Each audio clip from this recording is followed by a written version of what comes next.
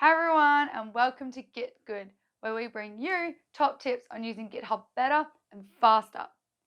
You might have seen some of our recent changes to Markdown, with things like emojis and auto list complete. Did you know there are tons of really cool tricks to using Markdown? Tags are one way to take your Markdown to the next level. You can use keyboard tags to make text appear like a button.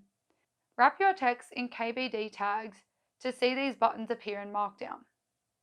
Another useful tag is the details and summaries tags.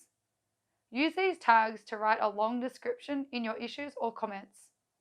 This will keep your issues nice and clean and can help when you're resolving bugs. You can also visualize hex color codes in Markdown.